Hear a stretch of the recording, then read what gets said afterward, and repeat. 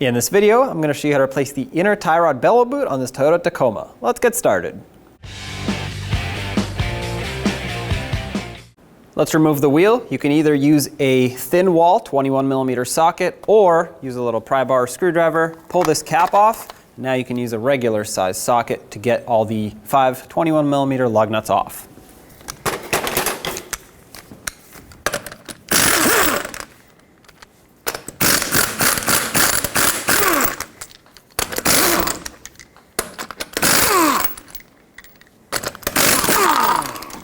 With those off, remove the wheel.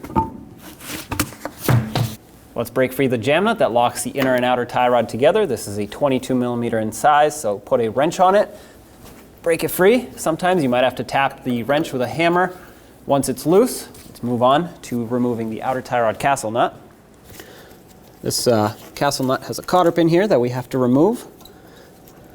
If yours is seized and doesn't want to come off, you're just going to have to cut it flush with the end of the tie rod here, or the nut, and then hammer a socket over. But sometimes you can grab it with cutters and kind of walk it out. There we go. Discard this. Don't reuse cotter pins. If you still have the original mounting nut, it should be a 17mm socket. Mine is not, and it's an 18. Take that off. Tap the side of the knuckle with a hammer, and this stud should break free and pop out of the knuckle.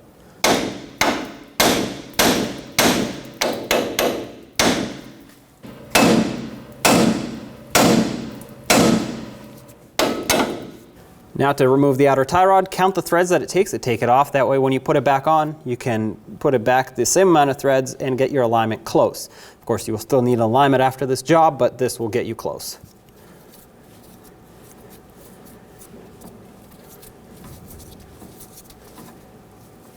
If your mounting nut is free, go ahead and take it off. Mine is a little bit stuck, so I'm going to use some locking pliers on the inner tie rod here, clamp them down tight, and then I'm going to put a 22mm socket on and zip this off.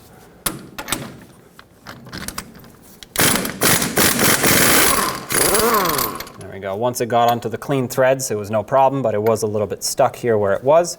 Remove the pliers, grab some pliers, and remove the clamp off of the tie rod bellow boot. Take a pry bar and a hammer and tap the clamp that's on the inside here. This is a one-time use clamp, unless someone has already replaced it. You basically want to just get it off and knock it free so that we can remove this boot. Ooh.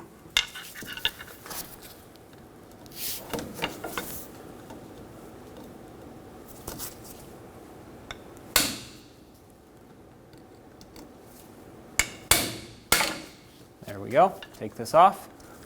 And now you can pull the boot straight off.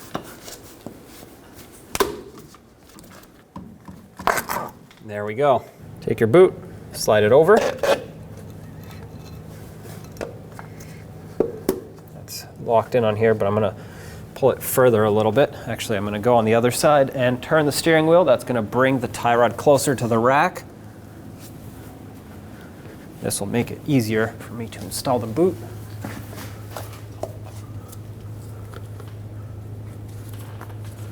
Make sure it goes up and over the rack, and unless you have one of the metal clamps with the special tool, what you can do is use a wire tie and just wire tie this. Make it nice and snug, and it should be good to go.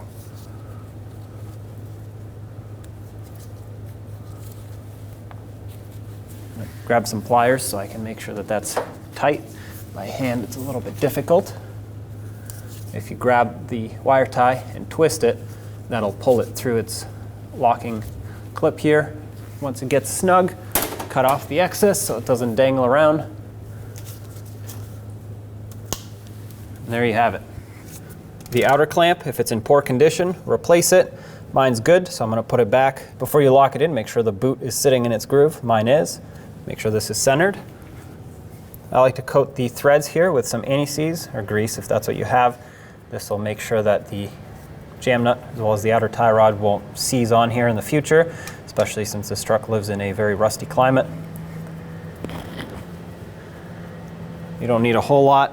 And at this point, once you have that on, you can put on the jam nut, thread it on, drive it in all the way, going to do that a little faster with my power tool. There we go. Take any excess grease or anti-seize that came off, just put it back at the front here on the beginning of the threads.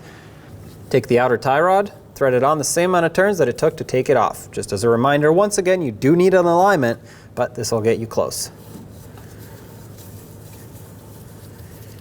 That's about where mine was. I'm going to bring the jam nut closer, and now let's put it into the knuckle.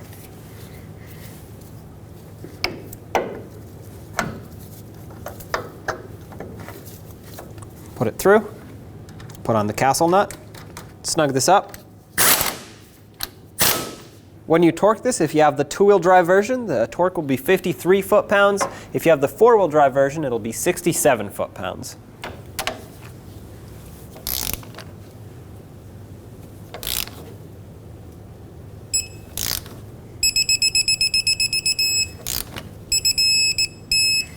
So that's 53. Mine is a two-wheel drive version, so that's what I'm going to. You want to make sure that the castle nut is lined up with the slot in the tie rod. Mine is, so I'm good to go. If yours is not, continue tightening. Even if it's close, don't loosen the nut to get it to line up. Put the cotter pin in. Once again, always use a new cotter pin. And then bend it over to lock it in.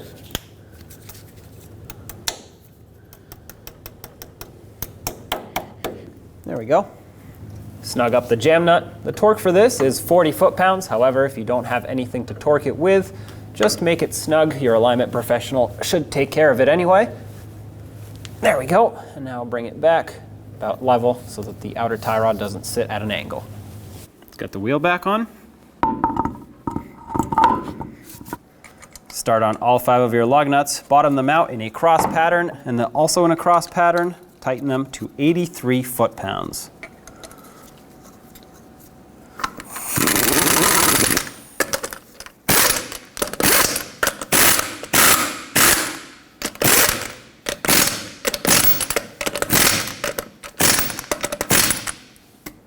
Once again, 83 foot-pounds for all these lug nuts in a cross pattern. After finishing this repair, it's important to have an alignment done on your vehicle.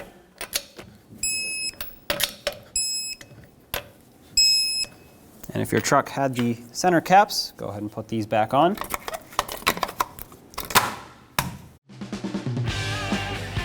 When only the best will do, demand TRQ. The only company that lets you view before you do. TRQ is committed to offering the highest quality aftermarket auto parts that are engineered for peace of mind. Thanks for using and viewing with TRQ.